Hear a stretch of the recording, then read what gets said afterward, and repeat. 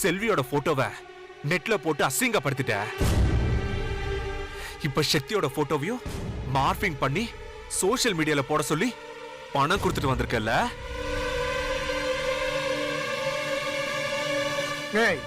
என்ன சொல்ற? நடிக்காத. அடிச்ச அடியில ஷாம் எல்லா உண்மையும் சொல்லிட்டான். நீ பண்ண வேலைக்கு போலீஸ்ல புடிச்சு கொடுத்தன வைய என்ன நடக்கும்னு தெரியுமா? என்ன போலீஸ்னா பயந்துருவனா?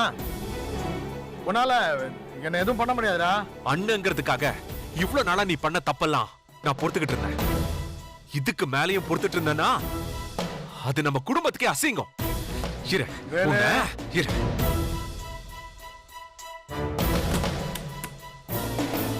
எதுக்கு இப்ப டோர் சாத்துற? எதுக்கா? எதுக்குன்னு இப்ப சொல்றேன்.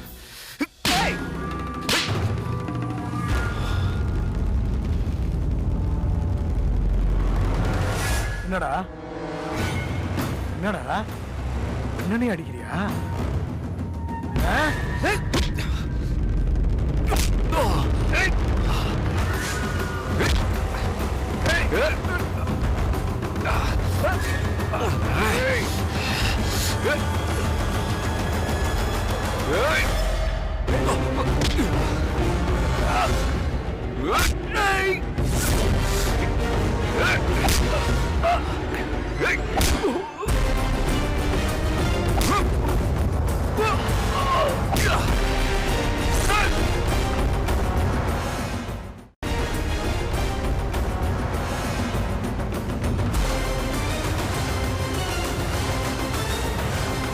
இந்த வீட்ல நீ செல்வி கிட்ட தப்பா நடந்த அப்பவே உன்னை நான் கவனிச்சிருந்தா இந்த தப்பெல்லாம் பண்ணிருக்க மாட்டேன்.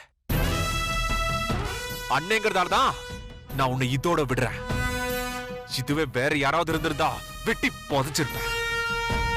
இத பாரு, இதான் உனக்கு கடைசி எச்சரிக்கை. இதுக்கு மேல ஏதாவது பண்ண நானே உன்னை தூக்கிட்டு போய் போலீஸ்ல ஒப்படைச்சிருவேன். அப்பா எலெக்ஷன்ல நிக்க போற ஒரே காரணத்துக்காக தான் நான் உன்னை இதோட விடுறேன். போலீஸுக்கு போனா அப்பாவுக்கு தான் பெரிய அசிங்கம். அதனாலதான் இப்ப நான் உன்னை விடுறேன். ஆனா அடுத்த தடவை விட்டுருவேன் மட்டும் நினைக்காத. நீ ஏற்பாடு பண்ண ஷாம் எல்லா உண்மையும் சொல்லிட்டான். இப்ப அவ ஏன் கஸ்டடியில தான் இருக்கான். உன்னை நம்ம வீட்டுல எல்லார் முன்னாடியும் பகிரங்கமா மன்னிப்பு கேட்க வைப்பேன்.